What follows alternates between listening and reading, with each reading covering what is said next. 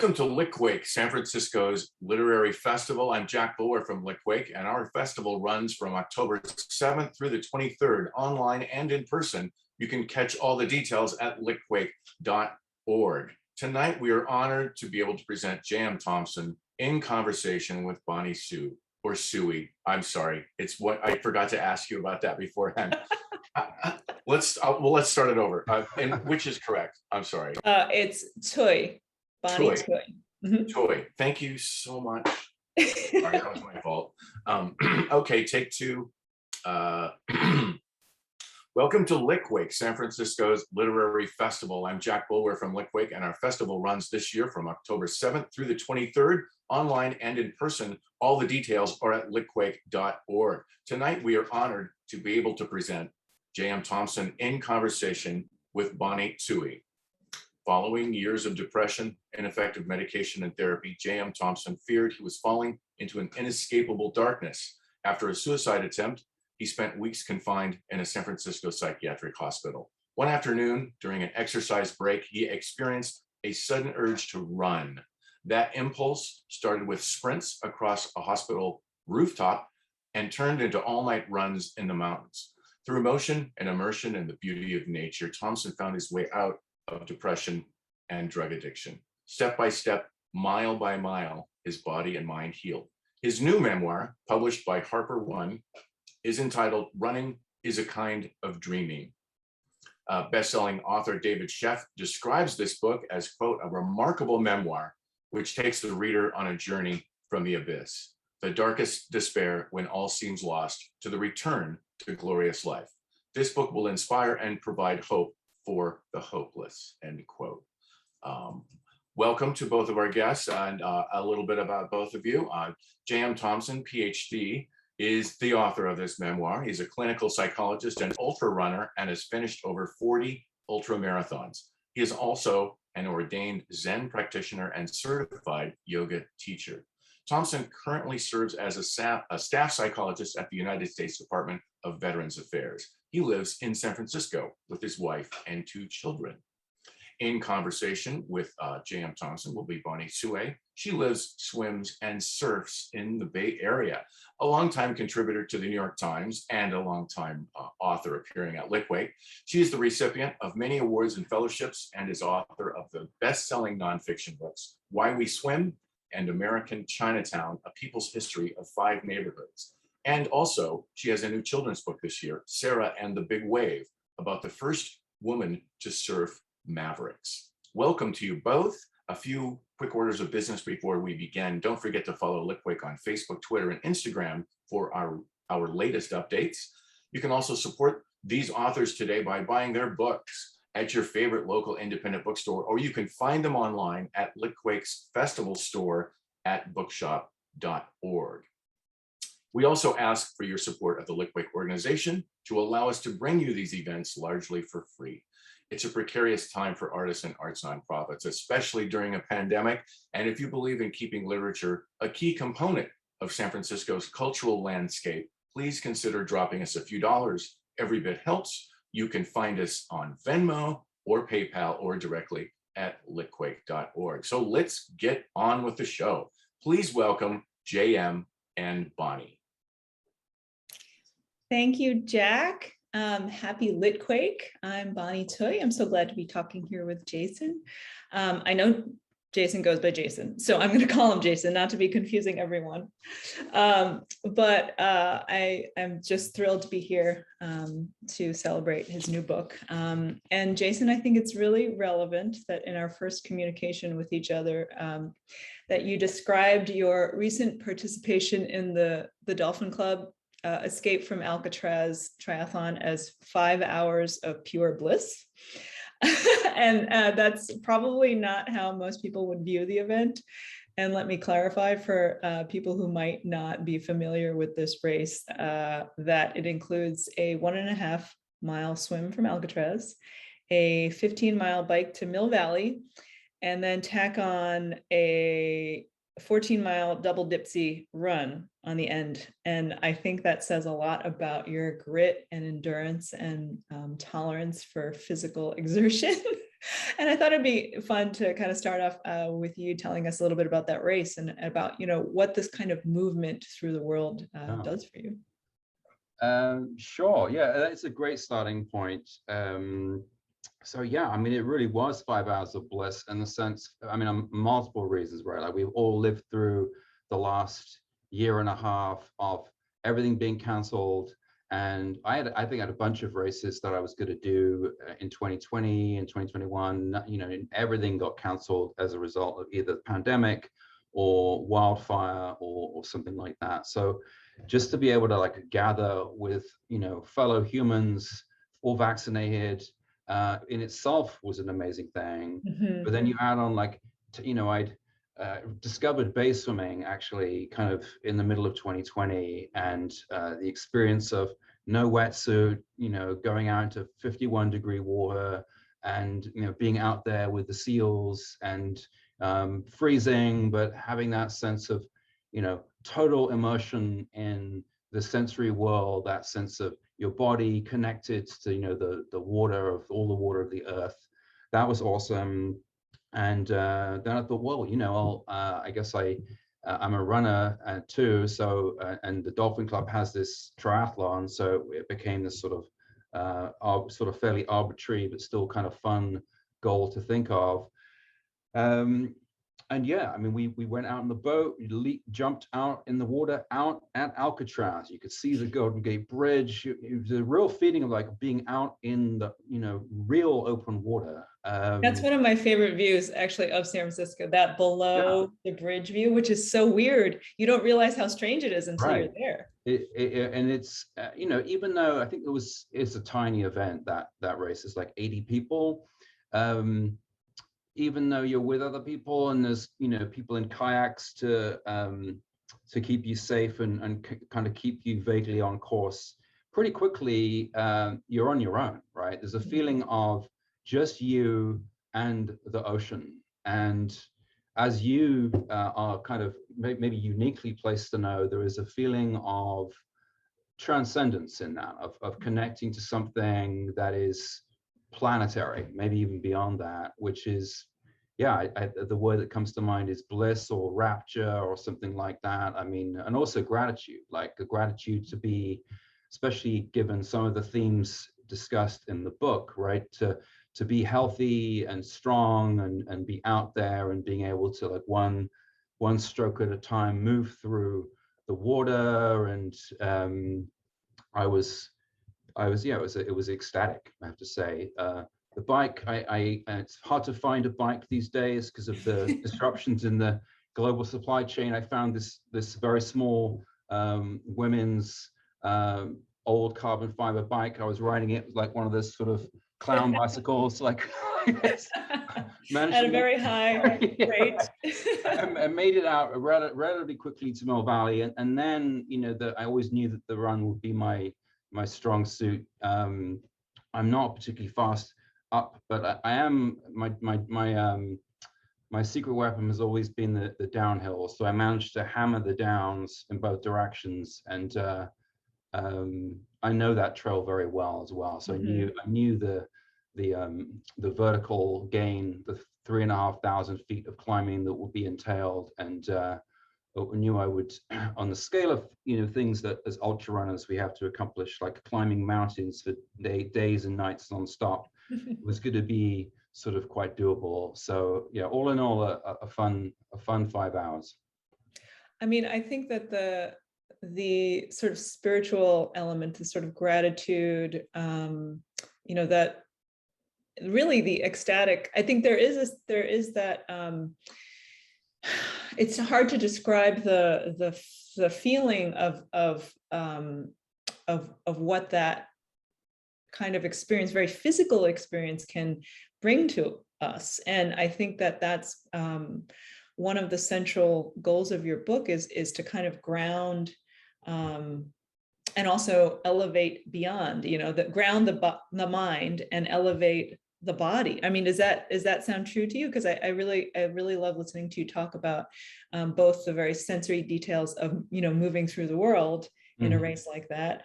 You know, the pounding down hills and just the immersion in the water and this kind of light, the way the light is, and observing all those things. And yet at the same time, you know, understanding that that is a healing thing, it's a spiritual thing, it's a psychological thing, it does a lot to our minds and sense of well-being and mood. And I think that for you as a, you know, as a psychologist, that is really one of the central themes of that you explore in this book. Well, absolutely. I mean, you know, people have talked for a long time. I remember when I was like an undergrad looking at, you know, sort of analyses of Western society and the split between the body and the mind and how that didn't make sense. And, you know, certainly when I was a kid growing up, it was very cerebral, right? You know, you trained to memorize things, and then maybe you had PE. And even though I kind of knew that was false, I certainly was not an integrated being growing up. My education, socialization, everything was not aligned with that.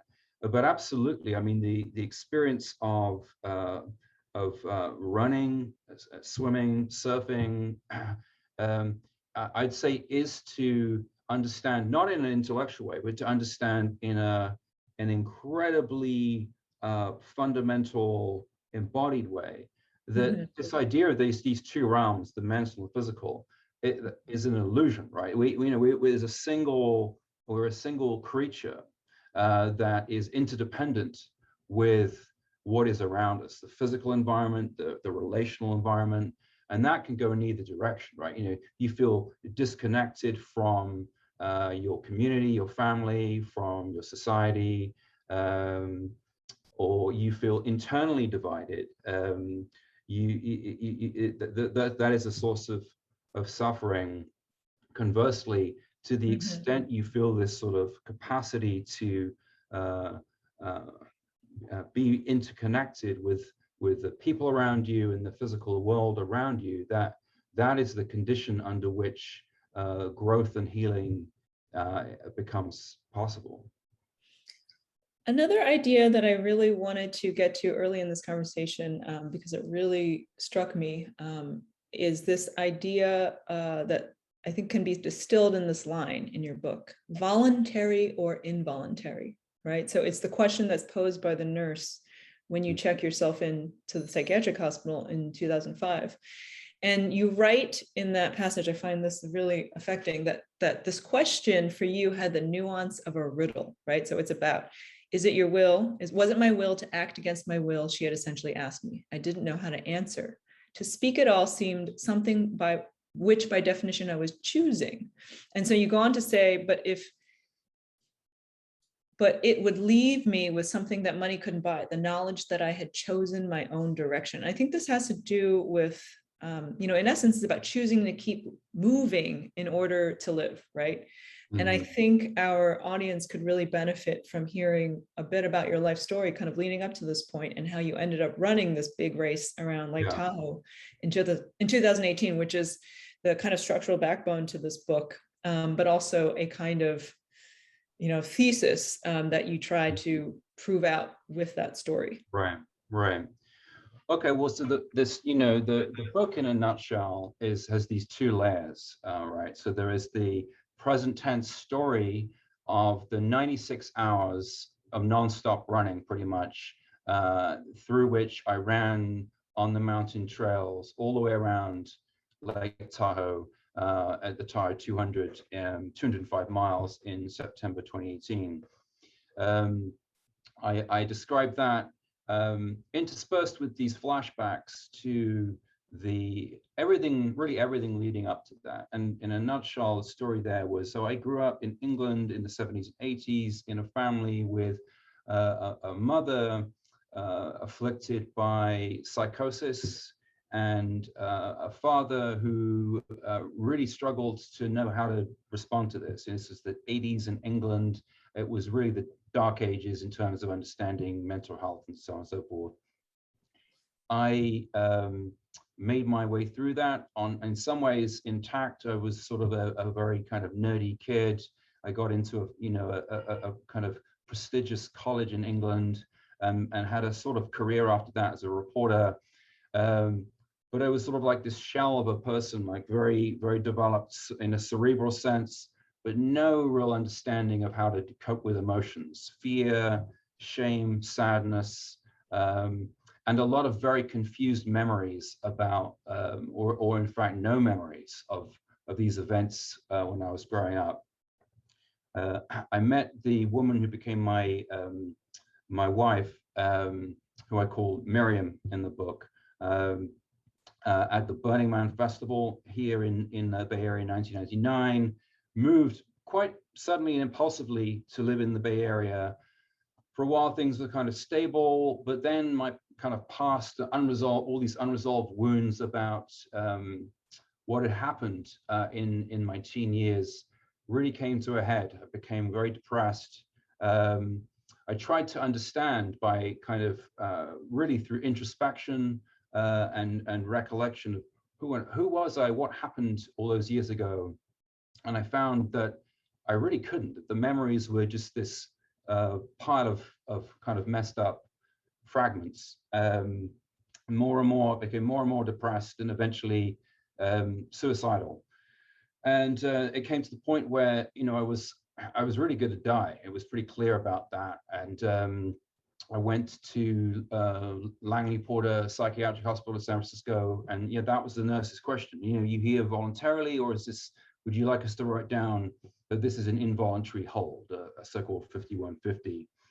And you know, of course, that is a logically a confusing question to, you know, define. Are you choosing to say that you're involuntarily doing something? Well, if you're saying it, then it's voluntary.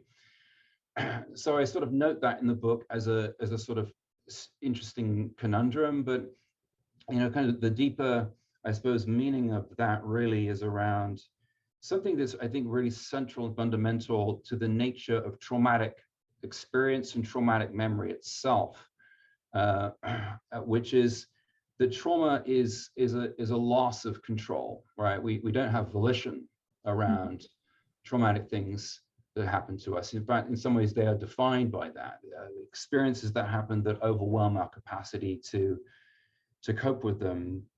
And the issue in recovering from trauma is largely, certainly in my experience with support, this in my clinical experience with patients has confirmed this, is largely about trying to develop a sense of volition, agency, the capacity to pick a direction in life, you know, knowing that still there's a lot that remains completely outside of our control. But at minimum, you know, as I think Viktor Frankl said, you know, the great existential psychiatrist who was in Auschwitz, where he said, you know, the last human freedom, even when everything has been taken from us, is the freedom to choose our own way, to kind of make some meaning out of things. So this issue about choosing a direction, I believe is central to the nature of recovery and healing, really, from anything. And of course, hence the decision in the book to focus on running. By definition, if you whether you're running 1 mile or 100 miles, you are choosing to do it. So it tends to not only foreground that nature, that kind of issue of choosing, but also to enhance your capacity to do that, right? You learn that, you know what, something that seems really maybe impossible, like running 100 miles nonstop, you actually can do it 1 mile at a time, with the training and with the support of others helping you. You can pick a direction, you can pick a way. So the book is looking at running in a direct sense, but it's really using running as a sort of framework to understand the nature of what it means to develop that kind of sense of agency and control after traumatic experiences that denied you that. I wanted to hear more. I would love to hear more, and I think our audience would love to hear more about, you know, what the title so evocatively proposes, right? Running is a kind of dreaming. So I think how you've explained it to me is that, that running can actually restructure traumatic memory, and did for you. And I think this would be a great time for you to read from, a section of the book that that is from the Tahoe race, so our audience can kind of get a sense of how this plays out so vividly in your experience. Sure. So I'll read a section. This is happening about 9 or 10 hours into the race. So the race started at about 9 o'clock in the morning. So this is around sundown on day 1. The chapter is called The Mourner. It's around 6 in the evening. The sun's going down. The faraway mountains are bathed in a golden light. The air feels cool. I'm listening to a runner tell me how and why she started running. I have no idea how we got into this conversation. On the trail, there's this way you just fall into random chats with people you've only just met, but end up having the deepest conversations of your whole life with. You're in the waking dream world, the high country of the mind, everything flowing on the inside and the outside. When along comes another dreamer and 2 dreams turn into 1. What started off with some comment about the view or our favorite brand of trail shoes sent us down a path that spiraled into our deepest wounds and grief. It must be something about the way everything is moving. You float down the trail. You know where you're going, straight ahead. So there's nothing much you need to think about. It frees up a lot of space for your mind to wander. There's this feeling of your thoughts flowing from one place to the next and just letting them take you places. Then you end up next to someone else, likely feeling pretty much the same way. And as your feet match each other step for step, your 2 minds start running together like intersecting trails. It reminds me of how Sigmund Freud described free association, only instead of lying down on a couch, observing your thoughts pass by like, quote, a traveler sitting next to the window of a railway carriage, unquote. On the trail, you get a nicer view than some old psychoanalyst's office ceiling. The view is not merely interior. You see day change to night and a forest trail leading back up to the high country, and you find yourself remembering another kind of nighttime. Quote, everyone was dying, she says. First, my best friend dies in a climbing accident. Then it turns out my dad has cancer. There was just this horrible feeling I started to have that death was around every corner. I guess I must have run a bit before in college or whatever, but something took me out to the trail. It felt so good. Even when it was bad, it was good. I heard this runner on a podcast once saying there are 2 types of fun. Type 1 fun is sex and ice cream. You like it when it's happening. Type 2 fun, you like looking back on. It's the feeling of mile 86, raining cats and dogs, and you're soaked and freezing and giving God the middle finger, stumbling up some endless hill in the dark with bloody urine and chafing in your asshole, and being back at work 5 days later thinking, that was awesome. All the bad patches fade away and all you can remember is the blissed out bits at the start and what a relief it was to finish, and how even the parts that sucked in the middle didn't really suck because it was getting through them that let you know in your bones at the end that you'd really done something. And so pretty soon I was hooked. I had to run. It was either that or totally fall apart. Every day just sucked. But I knew I had this one thing in my life that didn't suck: running. There's so many layers there. I love that. With the memory and then the, type 1 fun and the experience of it. And then, going back and remembering again over something that was painful, right? It's not just joyful, but it's painful. And it's knitting that all together again in the remembering, right? How can you speak a little bit more about, I guess, over the years, how that unfolded for you?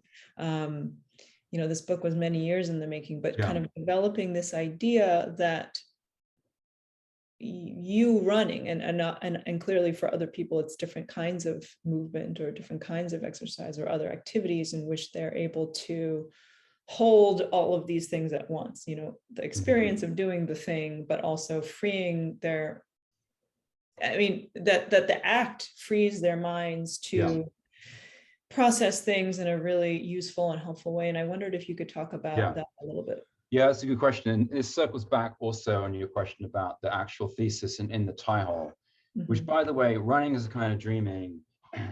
I mean this quite literally, right? So it is a scientific thesis that I am quite convinced of. So you think about what dreaming does, like why we have sleep and why we have dreaming. There's very solid evidence that what we do is like, you can't just keep going forever.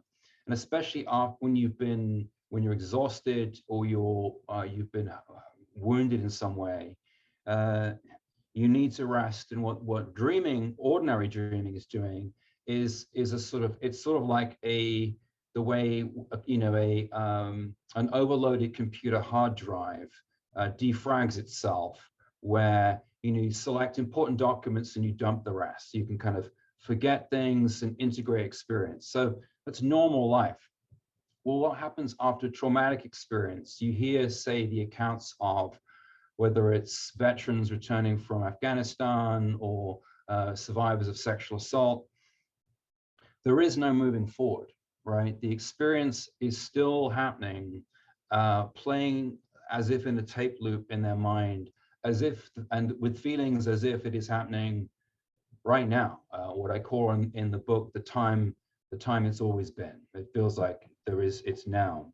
Mm-hmm.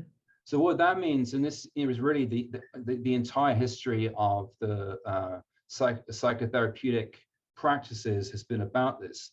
Recovery then really entails finding other ways to dream, right? That this was Freud's discovery, that lying back on the couch and just having people just talk about whatever and having him listen enabled them to evoke feelings, thoughts, memories, and put it together. We've been trying to do that in conventional psychotherapy for about 150 years, and it does work to a point. But I guess what I discovered I've been sober for 15 years now. What I discovered really early on, after recovering from suicidal depression and drug addiction, and then really randomly just sort of stumbling on running, is that there was something about sitting down and trying to talk about these traumatic experiences that didn't really help me. It didn't kind of stitch it together. Whereas when I was out on the trail, feeling pretty good, moving forward, not having anything that I need to think about, but letting my mind just kind of free associate, the things started to bubble up into awareness, bad memories, but then, oh, look, there's a squirrel, there's a bunny, I'm feeling good now. And there was this feeling of a sort of alchemical kind of synthesis of what was on the outside that was safe and peaceful and beautiful, somehow stitching together with this sort of pile of random crazy memories from the past, and the shame and the fear and the anxiety, and sort of stitching into this new whole. And I'm like, and I could sense that this was what was happening. And then over the years, sort of researched this from a kind of psychological and sort of neuroscientific point of view. And it's a longer story, but essentially what I discovered through my research is really actually happening there is to do with what aerobic exercise, so whether it's running, swimming, there's other things that do this, what that actually does is it promotes the growth of new brain cells and new neural pathways in an area of the brain called the hippocampus, which is fundamental in the experience of memory. So you are by running in the aftermath of grief or trauma or depression or addiction, you are healing your brain. And and the way that you're healing the brain is through this process of neurogenesis, it's called. And what that does is it's like a dreaming process, a way of stitching together yesterday that didn't make sense in a new day where the past begins to have, it's not like it's not like you forget about it, or it feels like it wasn't bad. It was still bad, but you have a different perspective on it. Mm-hmm. There's a new order. Yeah. Yeah. I love the way that you talk about that with such specificity, because we know that with dreaming that it's our brains doing all this kind of work, right? That is not conscious. Well, for most of us, unless we have a great ability to do lucid dreaming, but that it's that this is kind of an awake lucid dreaming. This is a way. It's similar. We're getting the benefits of that with this immersion in the natural world, which I think is a really big part of that. So there is a stigma, in talking about mental illness and one's personal experience that you really address in this book. And of course, it seems exponentially more complicated when you're someone who works as a mental health professional, right? So there's this sense that you can't really talk about it, or you shouldn't talk about it. And I would love to hear about why you felt it was so important to address this question. And also, self-disclosure these days is there's less of a stigma to that than there used to be. And I wondered if, like, over the last 15, 20 years that you've been processing a lot of this in a very active way, if that has changed over time for you. Yeah, there's a lot packed into your question. Yeah, I mean, there's a short answer to the last piece, and then I'll go backwards. Things have changed, but we're at the beginning of this. So the backstory here is the stigma and the silence, in some ways, for me, was sort of baked into the traumatic experience of being a teenager with my family collapsing as a result of serious mental illness in the 80s. The silence was baked into that. I remember my mother saying to me one day when, it had been a rough day in the Thompson household, and she said to me, this is a secret. You do not talk about this. And England, the 80s, the idea of talking about depression or psychosis or whatever, it would have been very difficult to do that without really feeling like some kind of total outcast. So I grew up with a sense of this is not okay to talk about, and talking about it will be ruinous. So I felt that was interesting. Ultimately, when I got to the point of being kind of recovered and reflecting on this, I thought that is interesting. And certainly clinically, I've seen over the years with this point hundreds of patients in various stages of trauma recovery. I would say more often than not, there is a component of the suffering which is to do with the feeling that what I went through, not only was it really, really painful, it's not okay for me to talk about this. And if anyone to know about this, they will be either it won't make sense to you, maybe you won't believe it, I will disgust you, you won't love me.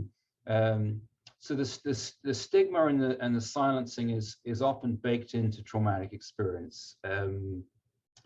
And so there's that dimension. There's also the dimension of, even though it's 2021, and there's a degree of comfort, I guess, to some extent around talking about being depressed or dealing with substance use issues.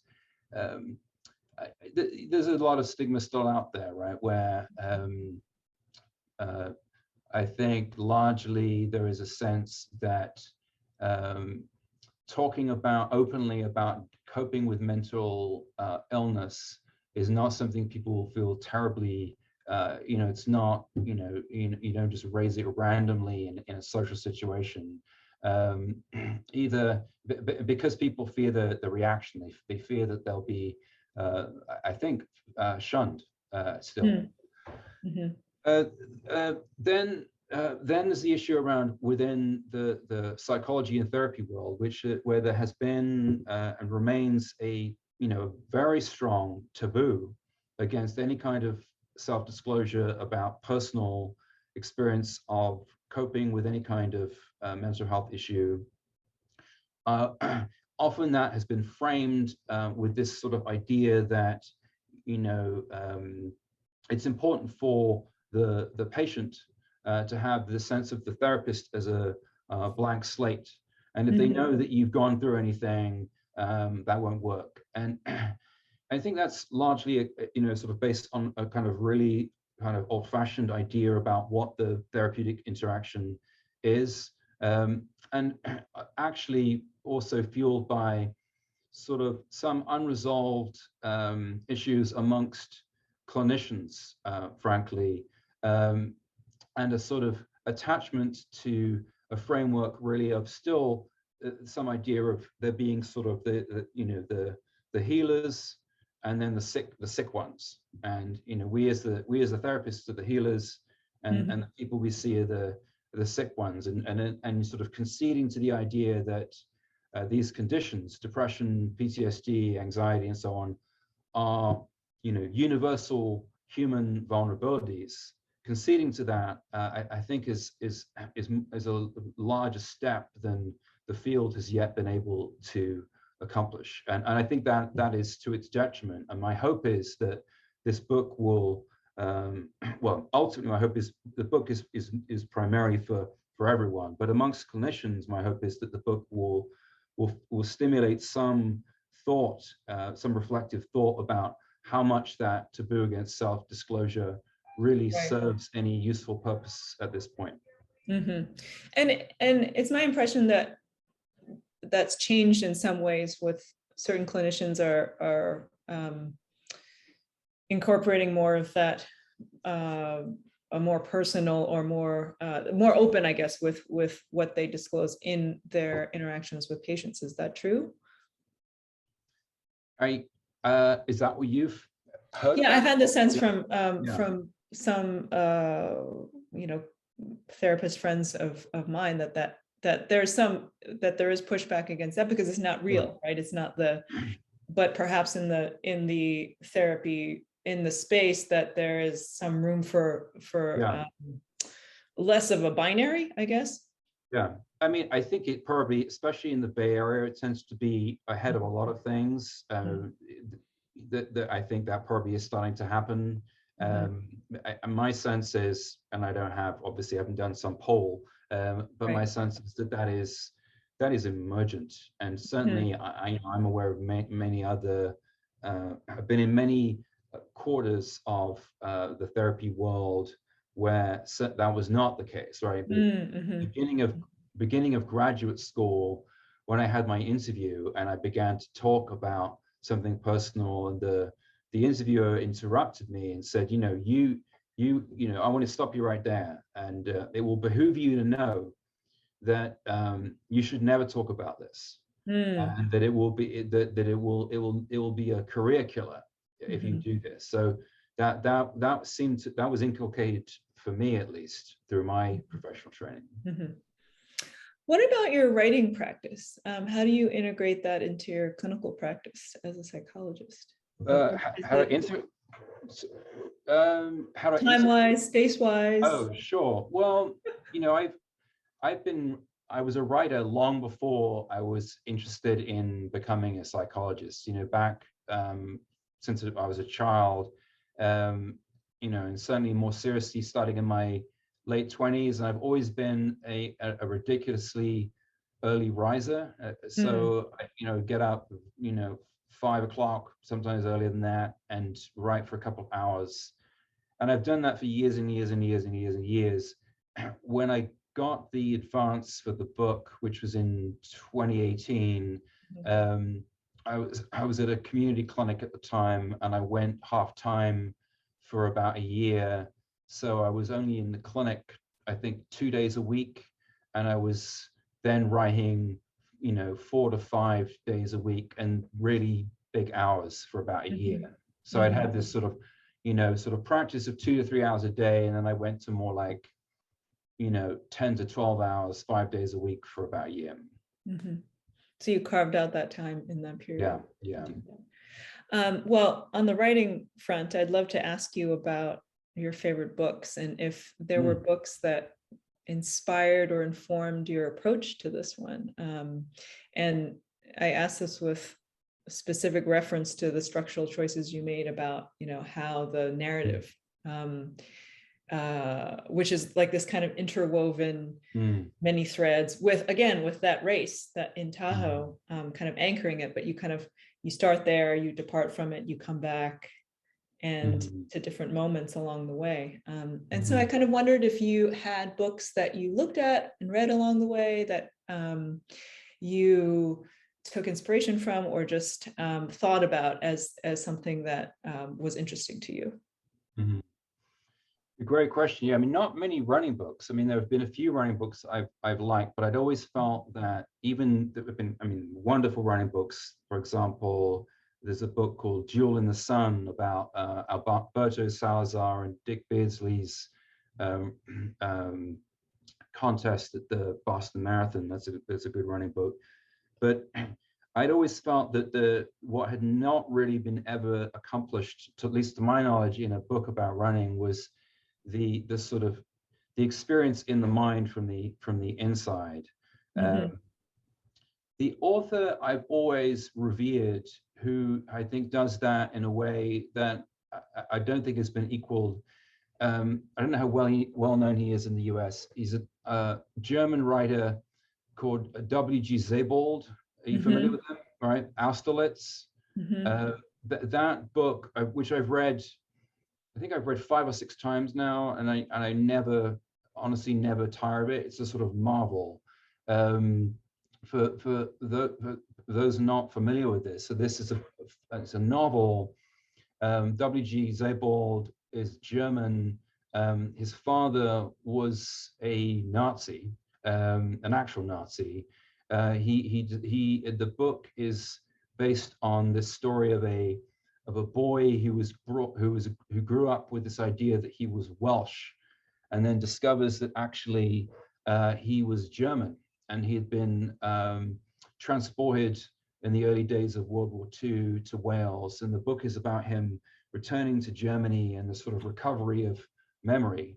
And I think one critic described Sebald as the Einstein of memory. He's a way in that book of evoking, this is different from memoir, like evoking sort of the phenomenology of memory and the way that memory is plastic and changes and evolves. Yeah, I mean, that's always been a touchstone for me, and I guess was something I was aiming for in some ways, not in no way aiming for the book is described as a memoir, and I guess it is a memoir, but what I'm attempting to do really is to sort of interrogate the form of the memoir and evoke the actual reality. I think especially for those of us in recovery from or recovered from traumatic experience, which is that often we don't have access to memory, or memory is very confused. And I didn't initially, for many years, I had thought that the gaps or holes in my memory will be some sort of impediment or obstacle to ever writing about it. But ultimately, the sort of aha moment was that was not a bug; it was a feature, right? That was in some ways the subject, and that if I could turn towards the fragmentation and not only evoke the fragmentation, and but also describe in a lived way how that kind of fragmented memory wove together through the running dream. I will be describing actually what it was like for me, but also hopefully doing something that I don't think has been attempted in a literary form. So the form of the book is this sort of spiraling back and forth from present to past, there's actually 3 layers. There's the present tense layer of the run, and then there's 2 layers of the descent into depression, and then layered within that, the early childhood trauma, of which the descent into depression is a sort of mirror image of. So you have these sort of 3 concentric circles, and then the run ultimately sort of being an experience of all of those circles converging into this single epiphany late in the run, where I came to understand the sort of the core of the traumatic experience I'd had with my mother as the child of a parent with psychosis, and came to sort of experience some breakthroughs around that, which in the very end of the book, and I won't spoil it, actually alters my relationship to my mother in a very kind of healing and transformative way. So yeah, the form of this book is important. It's not just sort of decoration, it's sort of integral to what I was trying to communicate about the nature of trauma and my experience of that, and what I think in a broader way probably is the experience of a pathway out of traumatic experience. I think that's a really beautiful thought to land on, which is, you know, that in this, in the form of the book, the storytelling, the experience that you've taken and put down for us as the readers to receive that in a very open way, right? That these, it may not be what we have been taught to feel or to process, or how we, you know, are supposed to do things and remember or forget or move on. And I really love that sort of kind of elliptical sense of movement through the book that kind of takes you to the end, which is this, you know, a place of hope. And I think that's a really, you know, in this time where there's just, it's been such a difficult couple of years, of course, for so many of us, and that to have a sense that you know, we can keep moving, and in the movement find some way out, some way through the tough times, I think is a very needed idea right now. So thank you so much, Jason, for this really wonderful and meaningful conversation. Jason's new book, again, is Running is a Kind of Dreaming. It's published by HarperOne. And we thank you so much for joining us at Litquake. And I'm going to throw things back to Jack to wrap us up. Thank you, Bonnie. Thank you both so much for taking the time today to appear at our festival. Jason, best of luck with the book, and Bonnie, best of luck with your books as well. It was fantastic. Thank you both. And thanks for watching, everyone. The Litquake Festival continues through October 23rd.